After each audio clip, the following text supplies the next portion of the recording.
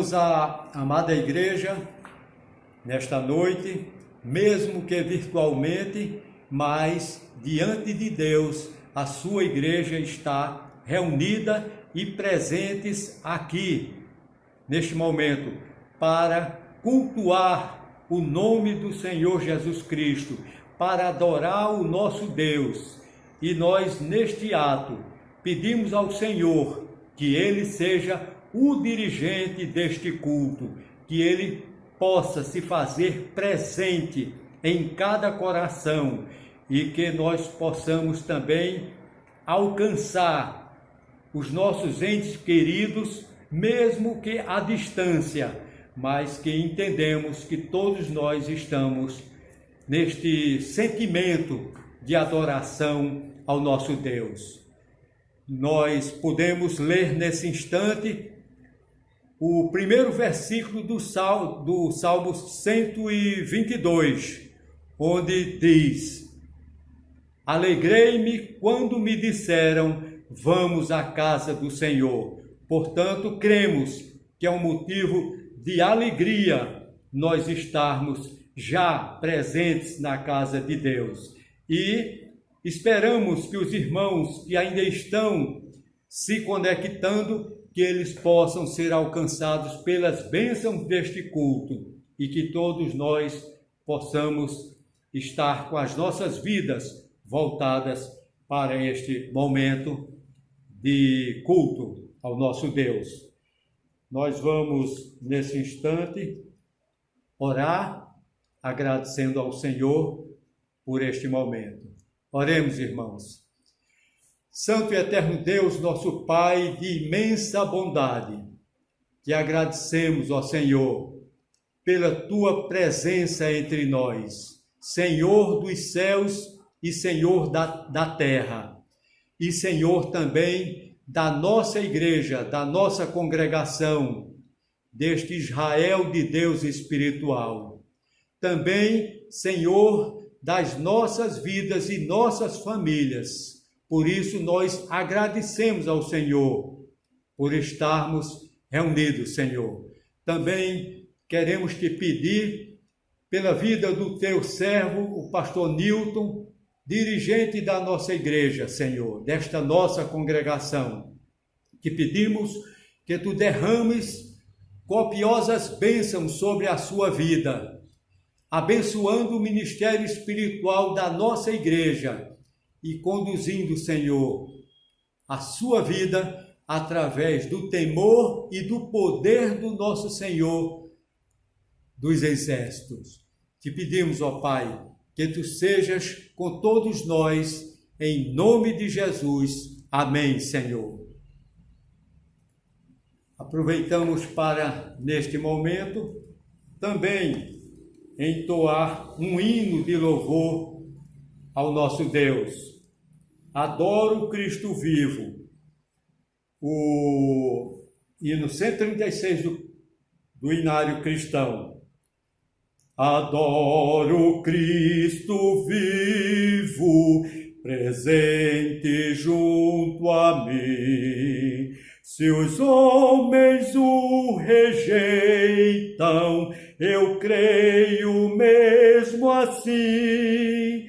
Eu posso a glória eterna em tudo contemplar.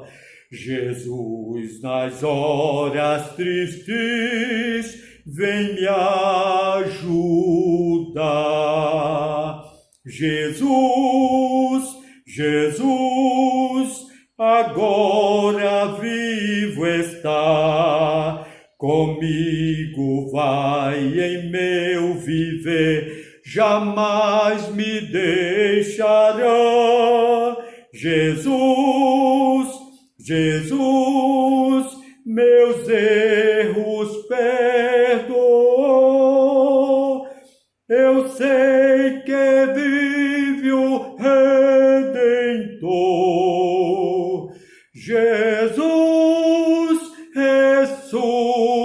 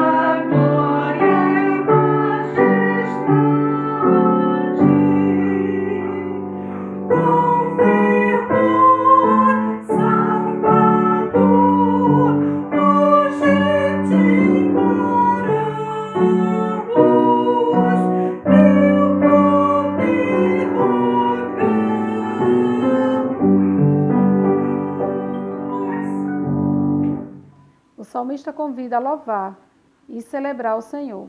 Vinde, cantemos ao Senhor, cantemos com júbilo, a rocha da nossa salvação.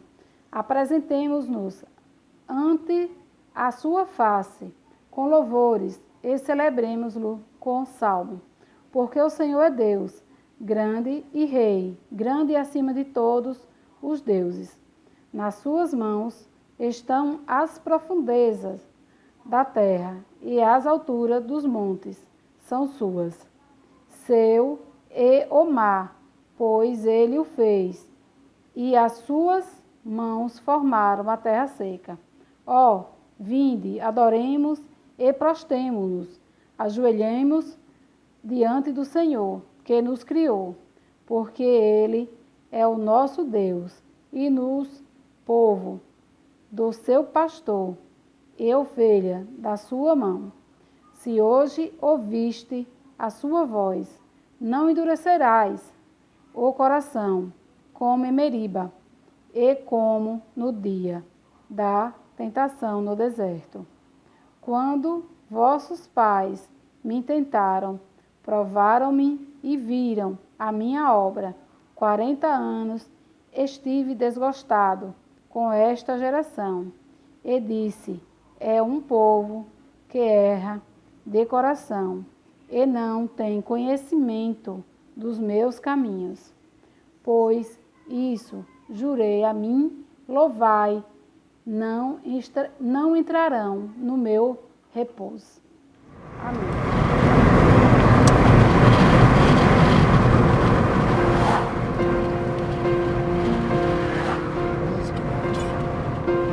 Por ti, Jesus, me entrego e a mim mesmo nego.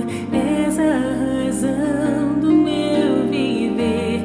Em ti eu encontro segurança, paz real, esperança. Muitos querendo a verdade encontrar. Se eu me calar, quem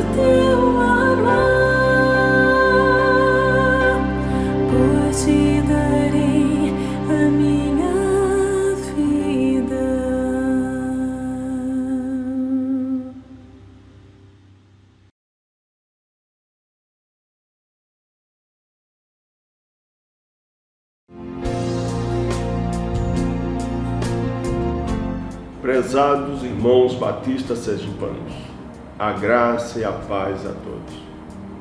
Estamos em campanha de missões estaduais 2020, campanha essa que nos dará a oportunidade de fazermos o trabalho missionário com mais afinco e com mais esmero. Nosso alvo desse ano é um alvo desafiador, mas muito temos a fazer. E é um momento em que a igreja vai poder desenvolver atividades e ações específicas para missões em nosso estado. Muito temos a fazer e com o apoio dessa igreja, com o apoio dos irmãos, teremos a vitória. Nossas ações podem ser diversas, através de grupos, através de PGMs, através de ações missionárias, de evangelismo pessoal. O que importa é que o evangelho seja pregado como missões estaduais. E nos mais diversos rincões do campo sergipano, nós precisamos ter um trabalho missionário envolvido e desenvolvido.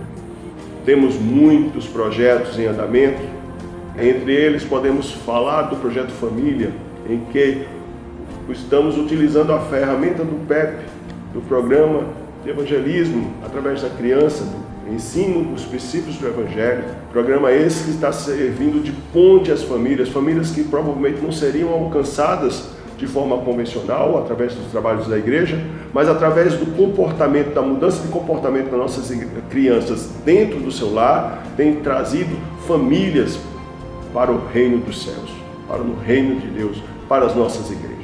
Também temos apoio estrutural e logístico através da Comissão de Patrimônio, reestruturando, apoiando, remanejando estrutura de condições de cultos em muitos pontos de pregação. Mas isso só podemos fazer com o apoio da igreja, com o apoio dos irmãos. Muito temos a fazer, mas sei e entendemos nesse momento que o Senhor nos dará graça nessa caminhada. Com esse coração unido, como povo de Deus sergipano, traremos a vitória. Então, que Deus esteja com vocês. Nosso alvo é um alvo realmente desafiador, porém alcançável. Um alvo de vidas, não só monetário, mas um alvo de vidas ganhas ao Senhor Jesus. Eu dou minha vida por missões. E você? Usa-me, Senhor, quero proclamar que é Salvador e transforma as vidas. Dimitris Matias, arrisque-se a amar. Arrisque-se a amar, de corpo inteiro, talento, tempo, dinheiro, sem esperar reciprocidade. Um amor de verdade, com risco de ser traído, vê seu intento corrompido, sua intenção deturpada. Antes de amputar-se uma perna gangrenada, há que se tentar primeiro 1000 formas de tratamento. O risco da contaminação. Isto é coisa mais que irmão, de louco reconhecemos. Mas há uma verdade oculta como um tesouro escondido em nossa alma de crente. No mundo estamos presentes, mas a outro rei pertencemos. Arrisque-se a dar o primeiro passo, a dizer o primeiro olá, a indagar como está passando, e ouvir atentamente ou então não ouvir nada, que o silêncio e o medo podem ser a reação de muita gente sofrida a esta altura, cansada de confiar e ser traída. Arrisque-se a dar o primeiro sorriso, o primeiro aceno de mão, se o tempo não der para mais. O importante é fazer nascer no próximo a certeza de que no mundo, em que cada um é um mundinho, ainda existe carinho e alguém que o vê como gente. Arrisque-se a ser apontado como amigo de publicanos e pecadores. Não faça crescer o sentimento de inferioridade e isolamento dos que foram formados fora dos padrões que o mundo aprova. Se para você já é difícil abrir caminho e encontrar lugar, imagine então para aqueles que pedem apenas a graça de serem tratados como semelhantes. Tenha a coragem de envolver-se. Se preciso, suje as mãos. Cristo é a fonte de água viva. tem poder para limpá-las, tem poder para livrá-lo de cair na tentação. As agressões de um mundo ameaçado e ameaçador, tenha a coragem de responder com amor à não violência dos pacificadores que mais parece covardia, mas que é puro aço forjado na oficina da comunhão com Deus. Ninguém se arriscou tanto que nem Jesus, e bem sabemos o que lhe coube, a cruz. E se a ele, ramo verde, os fizeram assim, o que será dos ramos secos, de você e de mim?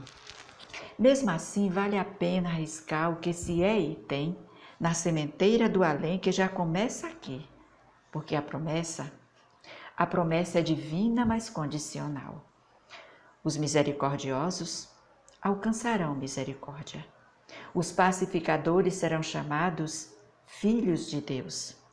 Os mansos herdarão a terra. Que terra? A nova terra, o lar. Vale a pena. Arrisque-se a ser manso e humilde. Arrisque-se a amar. Amém. Boa noite, irmãos. A graça e a paz de nosso Senhor Jesus Cristo. Neste momento, nós vamos ler o Salmo 126. Deus é louvado porque fez retirar do cativeiro o seu povo. Quando o Senhor trouxe do cativeiro os que voltaram a Sião, estávamos como os que sonham. Então a nossa boca se encheu de riso e a nossa língua de cântico. Então se dizia entre os gentios: grandes coisas fez o Senhor a estes. Grandes coisas fez o Senhor por nós, pelas quais estamos alegres. Traze-nos outra vez, ó Senhor, do cativeiro, como as correntes das águas no sul. Os que semeiam em lágrimas ceifarão com alegria. Aquele que leva a preciosa semente, andando e chorando, voltará, sem dúvida, com alegria, trazendo consigo os seus molhos. Que o Senhor nos abençoe. Assim nos diz a palavra do Senhor nos Salmos 103 e 18. Bendize, ó minha alma, ao Senhor, e tudo que há em mim, bendiga o seu santo nome. Bendize, ó minha alma, ao Senhor, e não te esqueças de nenhum de seus benefícios. Ele é o que perdoa todas as tuas iniquidades, que sara todas as tuas enfermidades, que redime a tua vida da perdição, que te coroa de benignidade e misericórdia. Não nos tratou segundo os nossos pecados, nem nos recompensou segundo as nossas iniquidades. Pois assim como o céu está elevado acima da terra, assim é grande a sua misericórdia para com os que o temem. Este é o Deus cujo caminho é perfeito. A palavra do Senhor é comprovadamente genuína. Ele é um escudo para todos os que nele se refugiam. Pois quem é Deus além do Senhor? E quem é rocha senão nosso Deus? Ele é o Deus que me reveste de força e torna o meu caminho perfeito. Amém. Enquanto os irmãos ouvem o hino, dediquem os seus dízimos e ofertas ao Senhor em gratidão a todos os seus benefícios.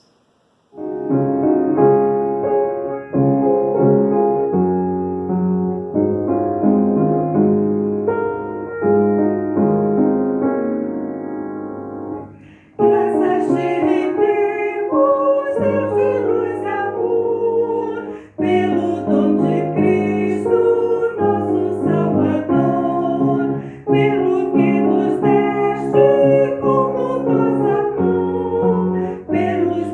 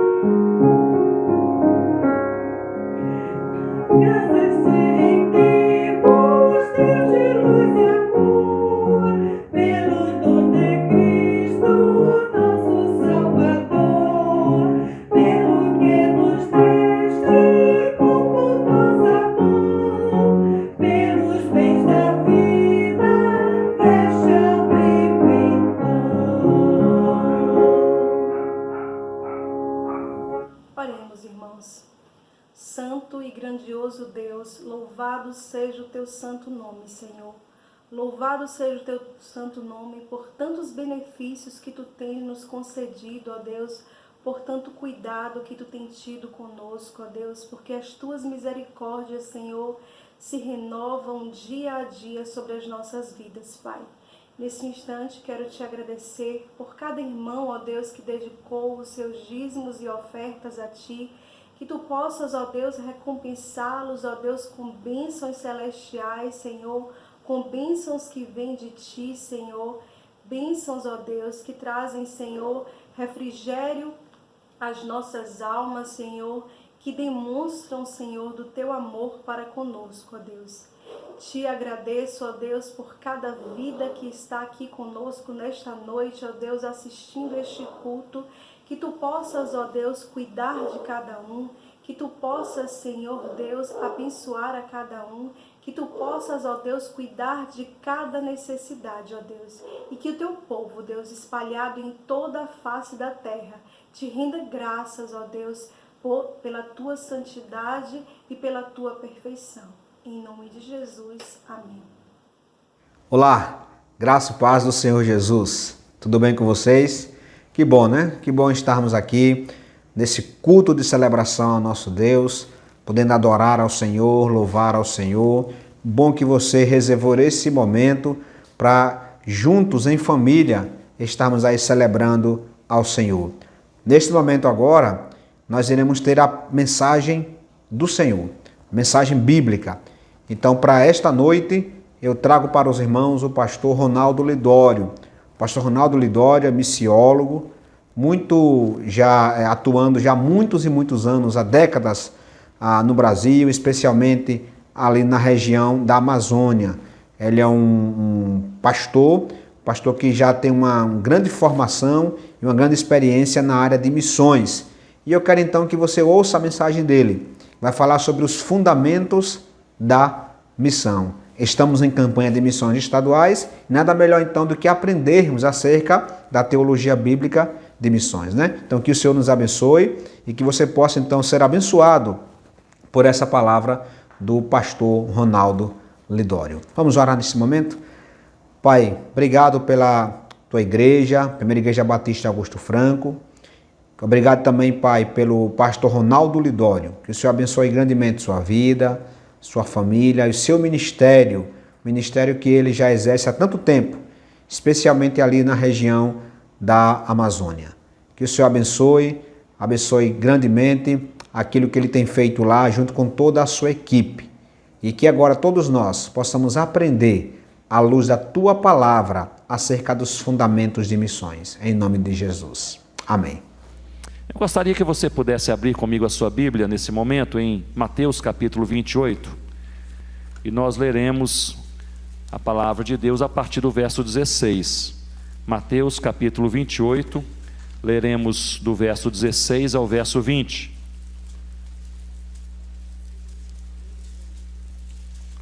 Mateus 28.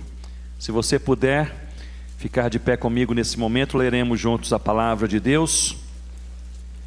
E eu gostaria de refletir com vocês nesse momento de escola dominical a respeito dos fundamentos da missão. Quais são os fundamentos da missão na perspectiva bíblica do que lemos em Mateus capítulo 28? Diz assim a palavra de Deus a partir do verso 16: Seguiram os 11 discípulos para a Galileia, para o monte que Jesus lhes designara. E quando o viram, o adoraram, mas alguns, o que, irmãos? Duvidaram. Jesus, aproximando-se, falou-lhes dizendo: toda a autoridade me foi dada no céu e na terra.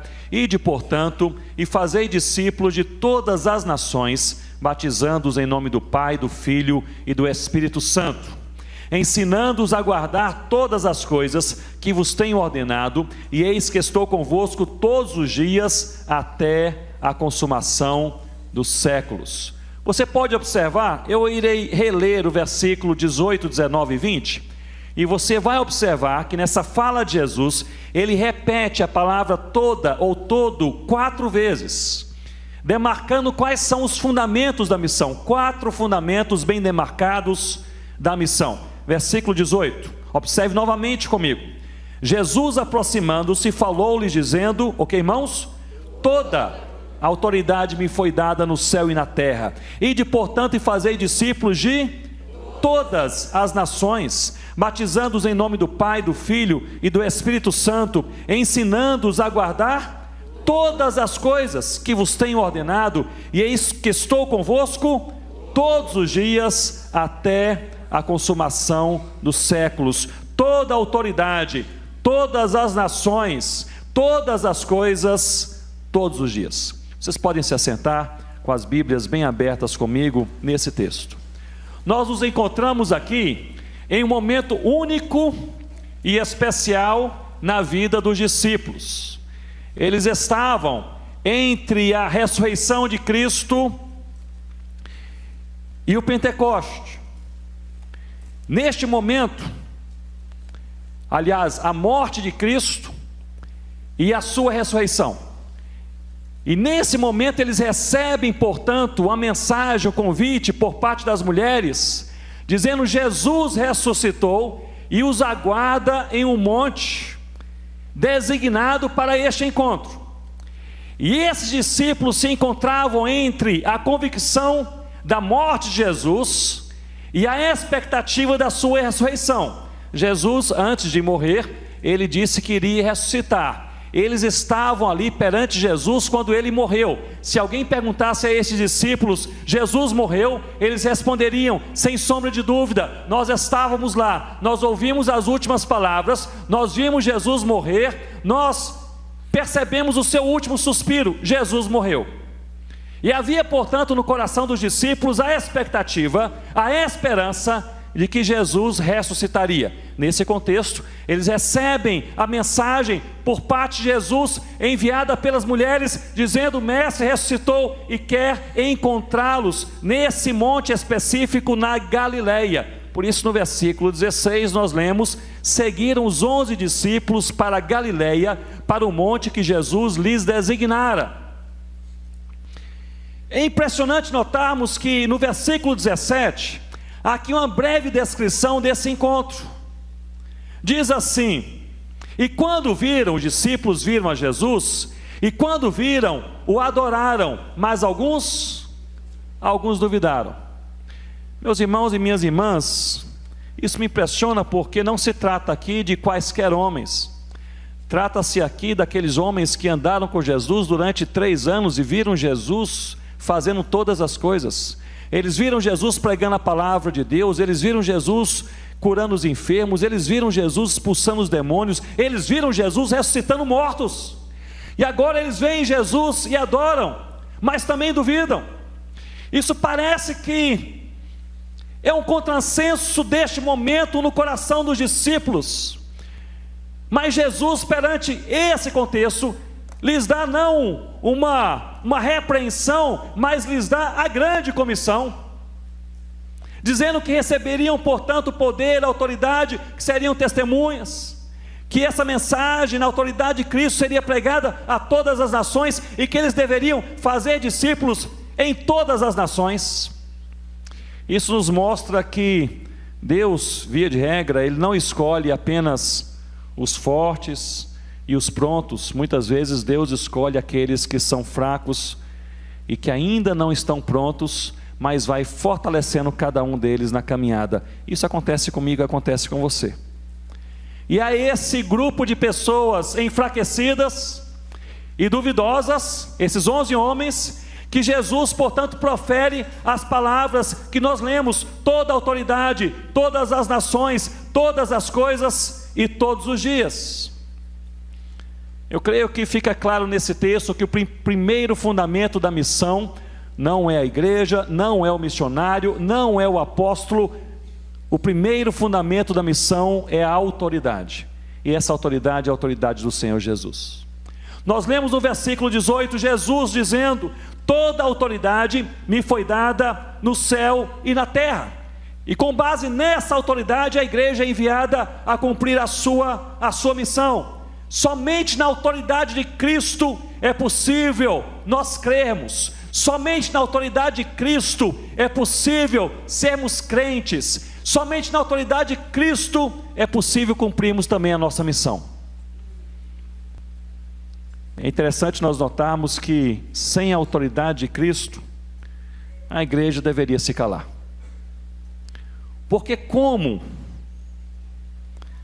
E aliás, com que autoridade nós podemos nos aproximar, por exemplo, de um agnóstico e dizer que a sua compreensão da vida e do universo, a compreensão está equivocada porque existe uma verdade, que é a palavra de Deus?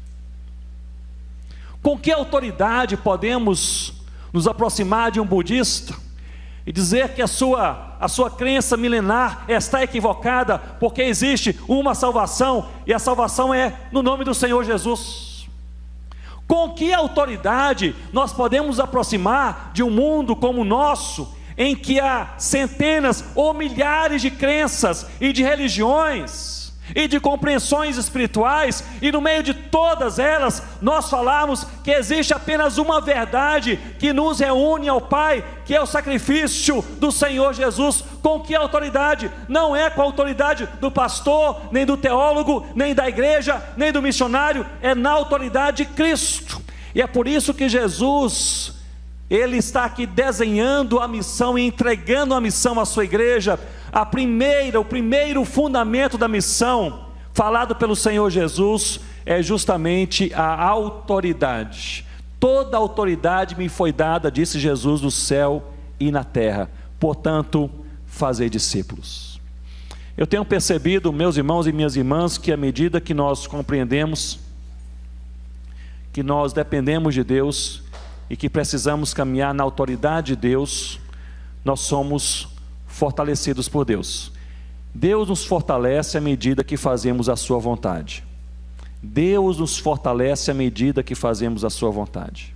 Eu falei hoje pela manhã que se nós conciliássemos as cartas paulinas, iríamos perceber que há 7 práticas cristãs que devem fazer parte da vida de todo crente, na teologia paulina de espiritualidade. A primeira é a palavra, é a leitura da palavra de Deus. A segunda é a adoração, seja privada, ou seja coletiva, seja mais particular, seja pública. A terceira é a comunhão, é caminhar com aqueles que amam e seguem o Senhor Jesus. A quarta é a oração, não apenas orar antes das refeições, mas ter uma vida de diálogo com o Pai, no nome do Filho, que é Jesus. A quinta é a santidade, é buscar intensamente e intencionalmente ter uma vida santa que glorifica a Deus. A sexta são as boas obras, é abraçar quem está em sofrimento, comunicando assim o amor de Deus. E a sétima é a evangelização, é abrir a boca e falar quem é Jesus e o que Ele fez por nós. Portanto, essas práticas da espiritualidade que estão ali repetidas em todas as cartas paulinas, elas devem fazer parte da nossa caminhada diária. Palavra, adoração, comunhão, oração, santidade, boas obras e evangelização. E uma coisa importante, quando pensamos nessa autoridade do Senhor Jesus em relação às práticas espirituais, às práticas cristãs, Ele tem toda a autoridade. A igreja foi revestida com toda a autoridade necessária no Pentecoste com a descida do Espírito Santo. Mas você e eu, como igreja do Senhor Jesus, só temos autoridade espiritual para fazermos uma coisa em nossas vidas: a vontade de Deus. Eu me lembro que vários anos atrás fui convidado a participar de um congresso no sul da França, uma região com poucos crentes e as igrejas bem pequenas. E ali então passei um final de semana com os irmãos, uma sexta, um sábado e um domingo. e seria uma reunião de um encontro de algumas igrejas evangélicas daquela região. E ali, como eu não falo francês, precisava de um intérprete, um tradutor. E quando você vai para um país onde você não fala a língua do país, você ora para Deus lhe dar um bom tradutor. E assim eu orava, e Deus realmente me deu um excelente tradutor. Era um rapaz, um seminarista, estudante de teologia, era fluente em inglês e era fluente em francês. E era muito dedicado no estudo da palavra de Deus e gostava de pregação. Era o tradutor assim ideal. A cada tarde eu repassava com aquele tradutor, com aquele rapaz, o sermão, o texto bíblico, as anotações. Ele fazia anotações, fazia algumas perguntas, preparava ali aquela tradução. À noite eu pregava, ele traduzia, tudo corria bem. Assim aconteceu na sexta, no sábado, mas chegamos no domingo, que seria o dia principal, pois todas as igrejas estariam reunidas naquela noite. E ali, antes de começarmos o culto da noite, o organizador daquele congresso disse: Ronaldo, tivemos aqui um problema, o tradutor, aquele rapaz, ele enviou aqui uma mensagem, teve um imprevisto, ele não poderá comparecer. Mas não se preocupe, nós estamos tentando encontrar uma outra pessoa. Ele está assim, preocupado, olhando o seu telefone, ali e disse: olha, recebi uma mensagem, uma pessoa se voluntariou. E ele leu então e disse: ela já teve ali experiência em tradução, que coisa boa. Mas já foi 30 anos atrás, há 30 anos que ela não trabalha nessa área. Ela está chegando aqui no nosso local de culto. E aquela senhora então começou a se aproximar. Ela seria então a voluntária para a tradução. Era uma senhora bem idosa, andando vagarosamente com a sua bengalinha. E quando eu me aproximei dela, eu a cumprimentei, ela respondeu, mas eu não ouvi a sua voz. Ela falava de maneira bem baixa, sussurrando lentamente.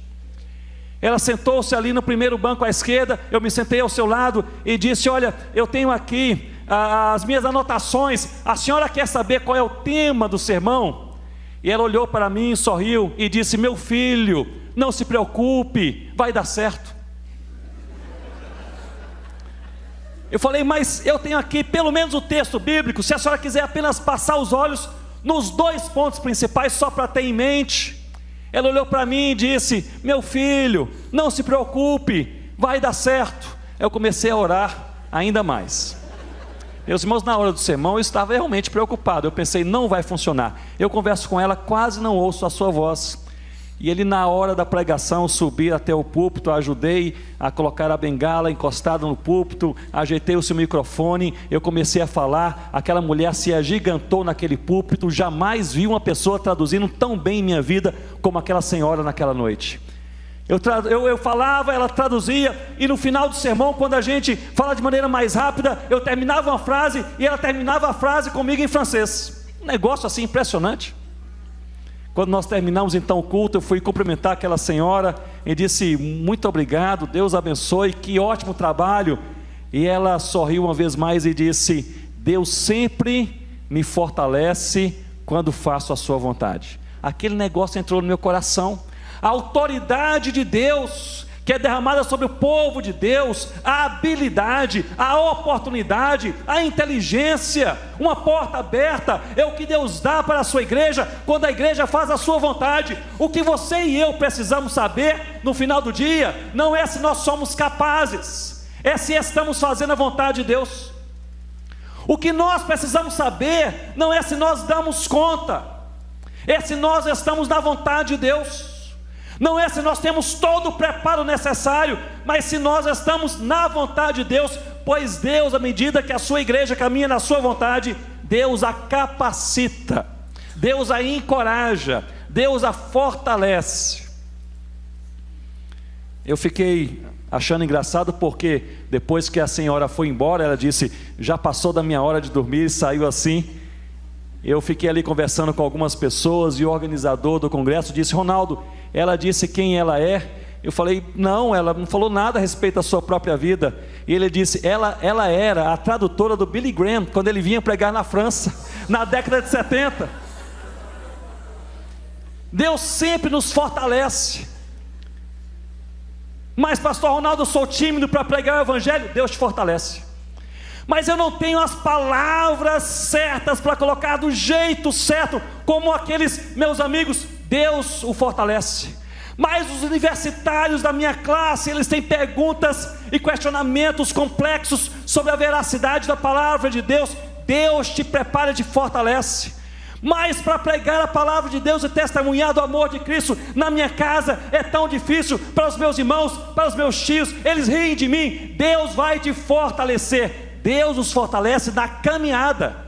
Se nós observarmos aqui, esses discípulos do Senhor Jesus, eles estavam relativamente despreparados, porque chegaram até mesmo a duvidar, mas é na caminhada que eles vão sendo fortalecidos pelo Senhor, e à medida que eles caminham, Deus usa cada um deles mais e mais, mais e mais. No livro de Atos nós vemos esse caminhar dos discípulos e da igreja do Senhor Jesus, e como Deus vai fortalecendo e usando, fortalecendo e usando para a sua glória.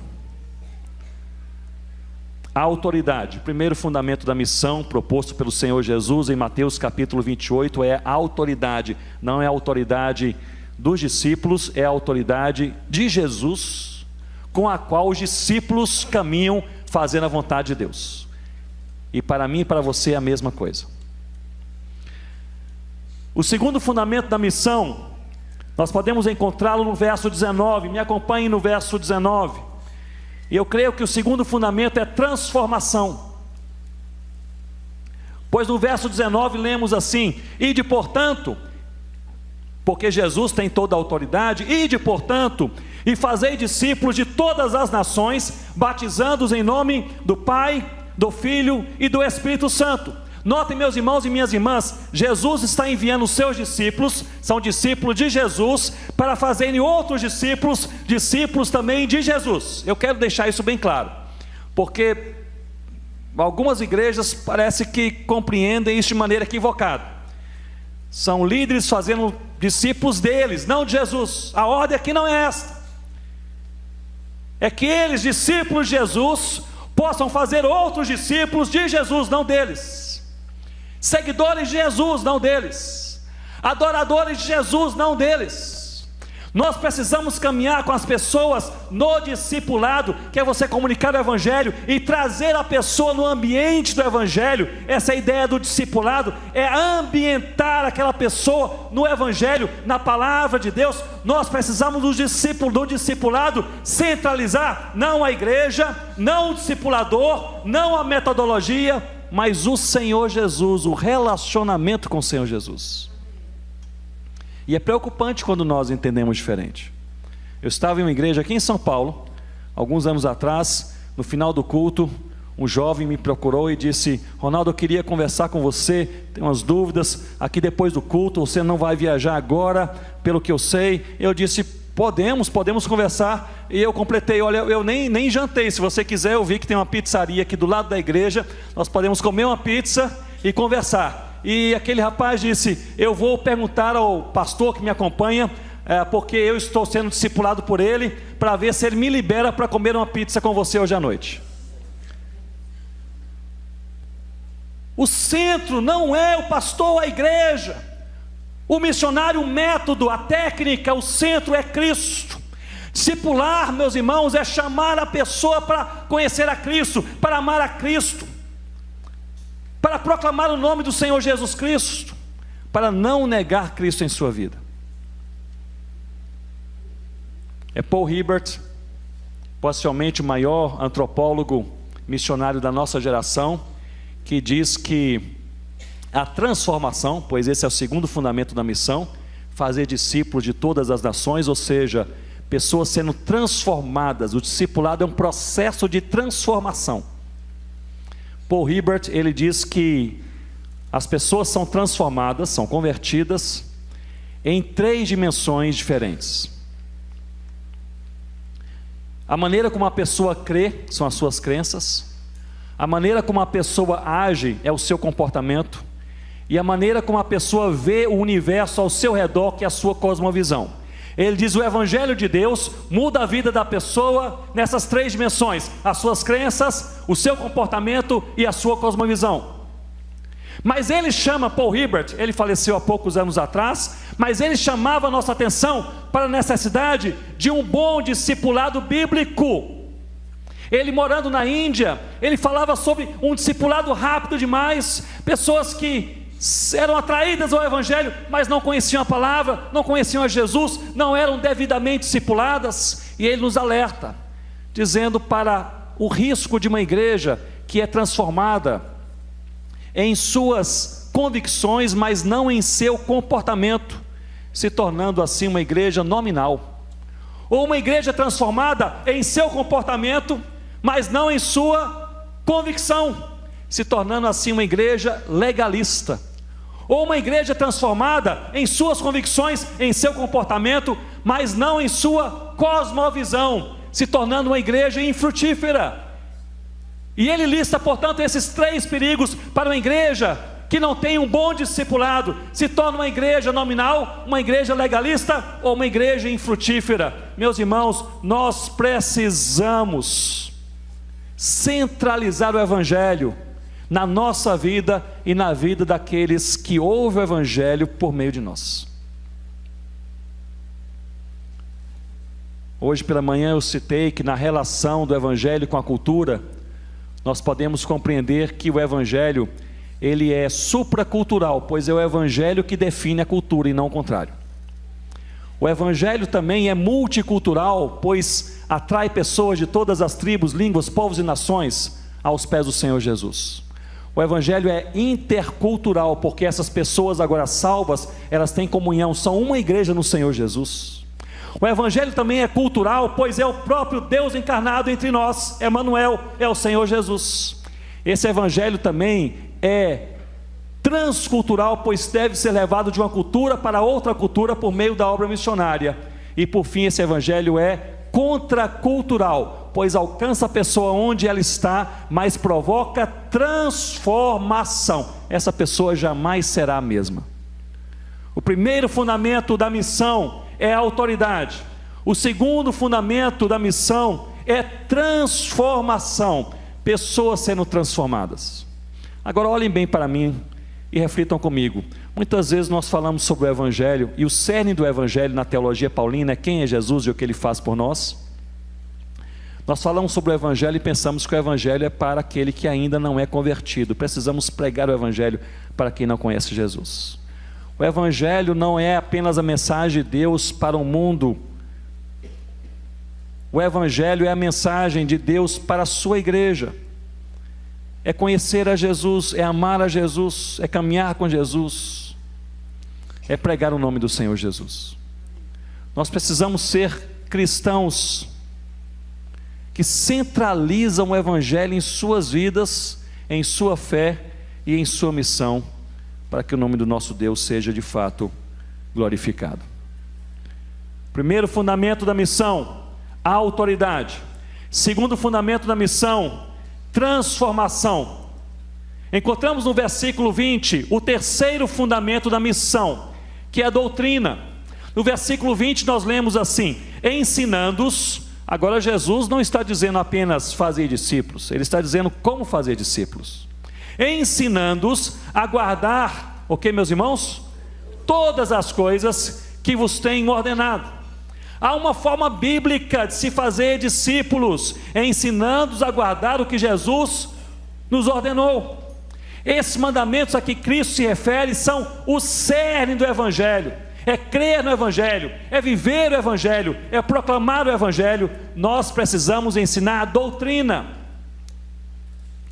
Nós precisamos que nós possamos aprender e que outros possam aprender a verdade bíblica como é exposta na palavra de Deus. Sim, precisamos partilhar o nosso testemunho pessoal. Há lugar para nós podermos, na caminhada de maneira informal, partilharmos o que Deus tem feito aqui e ali. Louvado seja Deus, isso encoraja o crente, saber o que Deus faz em sua vida. Mas meu irmão e minha irmã, o que nos dá convicção de fé no final do dia é doutrina, é como nós entendemos a palavra de Deus. Alguém me perguntou outro dia, o que segura um missionário no campo? Missionário que às vezes passa um aperto, dificuldade, barreiras. O que segura o missionário no campo? Eu comecei a responder dizendo, vou lhe falar o que não segura o missionário no campo. O que não segura o missionário no campo, em primeiro lugar, é o sustento missionário.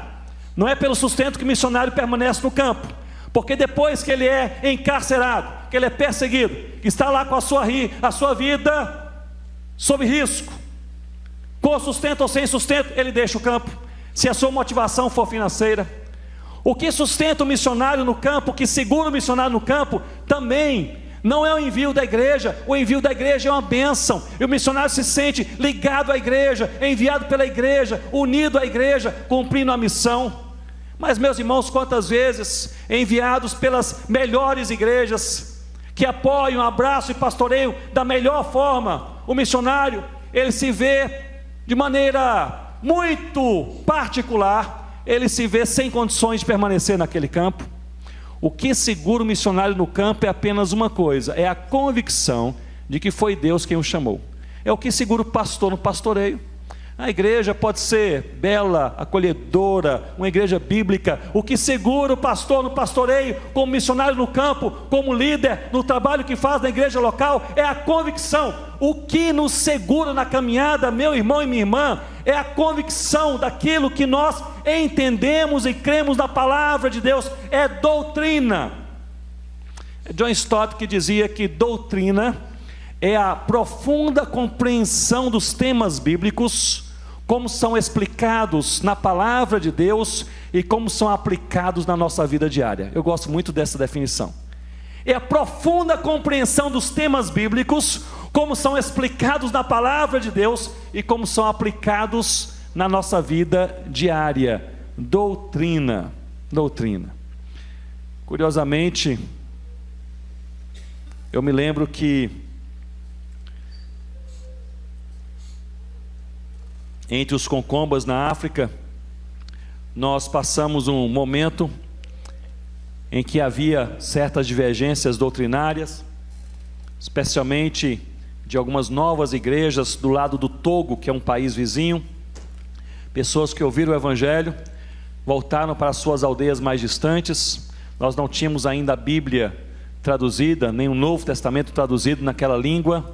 Algumas controvérsias surgiram e nós passamos a desenvolver a prática de a cada mês reunir toda a liderança disponível das igrejas plantadas para durante um final de semana nós estudarmos a palavra de Deus, os temas bíblicos e como são aplicados na nossa vida diária, ou seja, doutrina. Era um encontro mensal da liderança das igrejas concombas para um estudo da doutrina bíblica. Meus irmãos, olhando para trás hoje, eu percebo que talvez aqueles encontros realmente foram as ações mais estratégicas para a consolidação da igreja concomba em Gana, juntamente com a tradução da palavra de Deus. Até mesmo eu me lembro que foi em um desses encontros que eu fui motivado a iniciar a tradução do Novo Testamento, porque o nosso foco de trabalho, o nosso projeto de trabalho, prioritariamente era a evangelização e o plantio de igrejas, e é assim que nós fazíamos. E eu traduzia, portanto, o necessário na língua local para que eu pudesse ensinar a palavra de Deus, mas não uma tradução formal, clássica, para publicar a Bíblia na língua daquele povo. Mas eu me lembro que durante um desses encontros doutrinários, estávamos ali e cada um deles memorizava 12 a 13 versículos da palavra de Deus. Eles não tinham a Bíblia em suas mãos, então nós explicávamos a palavra de Deus. No final de semana, cada líder de cada igreja que vinha, algumas igrejas bem distantes, e ali naquele final de semana eles entendiam aqueles versos bíblicos, discutiam como aplicá-los na vida diária e memorizavam para que pudessem ensiná-los quando voltassem para as suas igrejas locais. E assim fizemos durante mais de 2 anos. Depois de uns 2 anos, em um daqueles finais de semana, estávamos ali, éramos mais de talvez 40 pessoas naquele final de semana. Uma senhora muito piedosa, que era a primeira pessoa que foi transformada pelo Evangelho numa aldeia bem distante chamada Candiocorá, ela sempre participava conosco. E dessa vez foi a única pessoa que veio da igreja de Candiocorá para participar da reunião. E eu disse: a senhora tem uma missão muito importante, que é memorizar esses 13 versículos. Nós ensinamos naquela feita 13 versículos, e replicar para que outros possam também aprendê-los. E ali todos fizeram isso. No final de semana aprendemos os 13 versículos, conversamos a respeito deles na nossa vida diária, memorizamos e cada um voltou para a sua casa. Era uma senhora mais idosa e ela levava 4 dias de caminhada da sua aldeia para a nossa aldeia. Ela andava o primeiro dia, dormia à noite numa aldeia, o segundo dormia à noite em outra aldeia, o terceiro, no 4º dia chegava. Pois bem, ela voltou para a sua casa. Depois nos disse que ela caminhou o primeiro dia, voltando para a sua casa, dormiu à noite em uma aldeia, caminhou o segundo dia, dormiu à noite em outra aldeia, mas no terceiro dia, bem cedinho, quando ela acordou, ela foi agora lembrar dos versículos, e ela percebeu que ela havia esquecido um dos 13 versículos. Meus irmãos e irmãs, ela não pensou 2 vezes, ela voltou aqueles 2 dias de caminhada. Eu me lembro que eu e Rossana, minha esposa, estávamos embaixo de uma árvore e vimos aquela senhora se aproximando e nós pensamos: o que aconteceu? Ela voltou e ela disse: a palavra de Deus é preciosa demais para se perder ao longo do caminho. Rememorizou aquele último versículo, descansou conosco ali naquele dia. No dia seguinte voltou para a sua aldeia, 4 dias de caminhada, por causa de um versículo da palavra de Deus. Meus irmãos, isso é tesouro, doutrina. Nós precisamos não é apenas olhar, memorizar, citar, comentar, nós precisamos compreender os temas bíblicos, como são explicados na palavra de Deus e como são aplicados na nossa vida diária. Foi por causa desse fato em particular que a Rossana puxou ali a minha orelha dizendo: já está demorando demais, precisamos traduzir a palavra de Deus. Começamos ali o projeto de tradução do Novo Testamento. Doutrina. O primeiro fundamento da missão é a autoridade, que é de Cristo. O segundo fundamento da missão é a transformação, produzida pelo Evangelho. O terceiro fundamento da missão é a doutrina bíblica. E o quarto fundamento da missão, olhe comigo, portanto, o versículo 20, a segunda parte, o quarto fundamento da missão. E antes de falar qual é o quarto, eu queria que você olhasse para mim e pudesse pensar comigo. Sem esse quarto fundamento, nada mais funcionaria. A autoridade é de Cristo, a transformação é do Evangelho, a doutrina é bíblica. Mas nós, como igreja do Senhor Jesus, não cumpriríamos a nossa missão se não fosse o quarto fundamento. E o quarto fundamento é a segurança que nós temos em Cristo. No versículo 20, o Senhor Jesus termina essa grande comissão dizendo: e eis que estou convosco, quando, meus irmãos? Todos os dias. Essa expressão, ela é fantástica, porque muda tudo. Jesus, ele está falando com os discípulos mais ou menos assim: é o seguinte, vocês são 11, mas é para vocês evangelizarem o mundo todo. E não é só evangelizar o mundo todo, é para vocês fazerem discípulos de todas as nações. E não é somente fazer assim rapidamente, é ensinando-os a guardarem todas as coisas que vos tenho ordenado. É uma missão impossível, é uma tarefa que ninguém poderia cumprir, é algo impossível para a igreja do Senhor Jesus em qualquer momento, não fosse o quarto fundamento. E eis que estou convosco todos os dias, até a consumação dos séculos. Louvado seja o nome do Senhor Jesus. A presença de Jesus é a única coisa que Ele promete aqui nessa grande comissão, e a única coisa que nós precisamos é a sua presença. Nós estamos seguros porque Cristo está conosco, e Ele está conosco todos os dias. Pode falar comigo? Todos os dias. Ele está conosco todos os dias até a consumação dos séculos. Eu quero repetir, porque isso, meus irmãos, se você crê como eu creio, isso é transformador. Não há nenhum momento na sua vida, nem debaixo do ataque da carne, do mundo ou do diabo, como Paulo fala em Efésios capítulo 2, que nós estaremos sozinhos. Nós nunca estaremos sozinhos. O Rei do Universo, o dono da nossa vida, o autor da nossa salvação, o nome acima de todo nome, o Rei dos Reis, o Senhor dos Senhores, Ele está conosco todos os dias. É só disso que nós precisamos. Cada um de nós lembra de um verso bíblico, de alguma palavra bíblica, não é? Em momentos assim mais difíceis na vida. Na minha caminhada missionária, eu tenho alguns versos bíblicos, mas eu tenho essa pequena frase que eu gosto de pensar, de lembrar, quando a coisa está apertando. Eu penso o seguinte: todos os dias, todos os dias, todos os dias. Louvado seja o nome do Senhor Jesus. Primeiro fundamento da missão, a autoridade. De quem? De Cristo. O segundo fundamento da missão, transformação, produzida pelo Evangelho. O terceiro fundamento da missão é a doutrina bíblica. E o quarto fundamento da missão é a segurança que nós temos no Senhor Jesus. Vamos orar? Curva sua cabeça, ore comigo nesse momento. Senhor Deus, nós louvamos ao Senhor por tantas coisas, mas nós queremos louvar o Senhor especialmente porque o Senhor está conosco todos os dias da nossa vida. Quando cremos ou quando a nossa fé está enfraquecida, quando passamos pelo dia bom ou pelo dia mau, quando temos motivos de tanta alegria ou de muito choro, quando queremos continuar motivados ou quando queremos desistir, envergonhados, o Senhor está conosco todos os dias. Ó Pai, nos ensine, em nome do Senhor Jesus, a nós termos uma vida, uma fé, um comportamento, um relacionamento, uma missão que glorifica o Teu nome. Não permita, Senhor Deus, que gastemos a nossa vida correndo atrás do vento.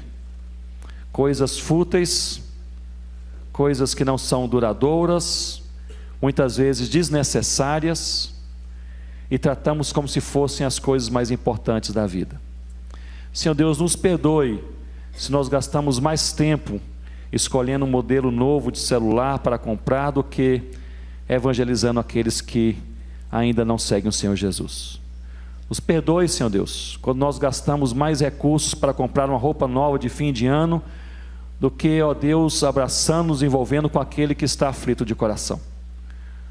Nos perdoe, Senhor Deus, quando as nossas prioridades estão trocadas, e o Senhor Deus nos chame para o centro da Tua vontade e nos fortaleça à medida que nós fazemos a Tua vontade. É a nossa oração sincera nesse início de noite, em nome do Senhor Jesus. Amém, ó Deus.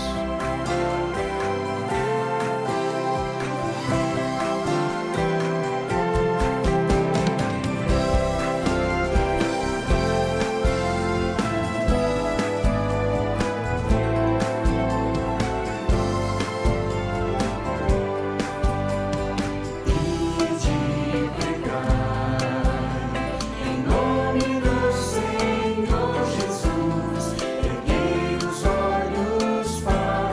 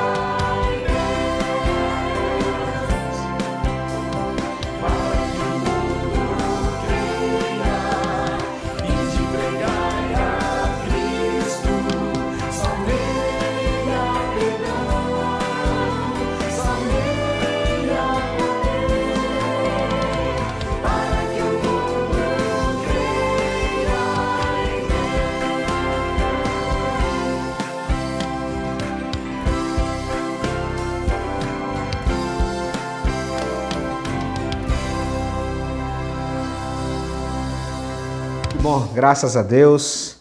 Que bom que o irmão e a irmã, que juntos nós aprendemos um pouco mais da palavra do Senhor, especialmente falando sobre o fundamento de missões, por meio do servo do Senhor, o pastor Ronaldo Lidório.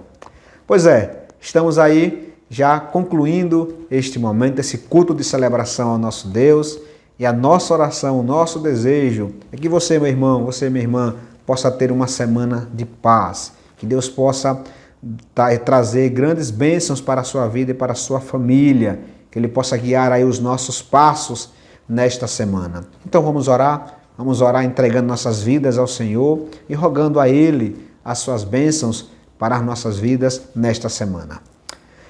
Pai Santo, mais uma vez nos alegramos no Senhor, por esse privilégio que o Senhor nos deu, de te adorar, te louvar, te exaltar. Agradecemos ao Senhor por esta noite, por esse culto que nós prestamos a Ti. Obrigado, Pai, por cada sessão, cada louvor, cada parte deste culto nós dedicamos tão somente a Ti. Também obrigado pela palavra que o Senhor trouxe até nós. Que tudo isso, Pai, que nós vivenciamos neste momento, possa servir para a edificação da Tua igreja, também para a salvação daqueles que ainda não Te conhecem. Mas agora, Pai, também nós rogamos ao Senhor as Tuas ricas bênçãos sobre nossas vidas e nossas famílias durante esta semana, Pai, que estamos agora começando. Ó Deus, vai em nossa frente, livra-nos de todos os males, Pai. Sabemos que estamos passando por um grande desafio, uma pandemia que nós estamos aí, ó Deus, enfrentando. Mas apesar, Pai, de tudo isso, que nós possamos depositar a nossa fé tão somente no Senhor. E que possamos fazer aquilo que nos cabe, mas também depender totalmente de Ti. Abençoa-nos, Pai. Ser com aqueles que por acaso estão, ó Deus, doentes, que estão enfrentando alguma dificuldade na área física, que o Senhor restaure, Pai, a sua saúde. Também, ó Deus, anima aqueles irmãos e irmãs que estão abatidos em sua alma, que o Senhor traga paz, alegria, felicidade. A todos nós, que o Senhor nos dê a vida, a saúde, o alimento. Que o grande amor de Deus Pai, a maravilhosa graça de nosso Deus e Salvador Jesus Cristo e a comunhão e consolação do Espírito Santo permaneça com a Primeira Igreja Batista em Augusto Franco, com os irmãos e irmãs que participaram desta celebração e com toda a Igreja de Deus que se reúne em toda a face da terra, hoje e sempre. Amém. Amém. Deus abençoe a sua vida, lhe conceda aí uma semana de paz, em nome de Jesus. Um grande abraço.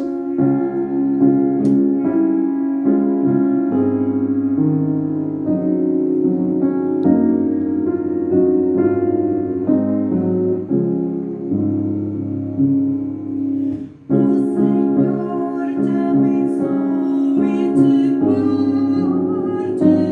O Senhor faça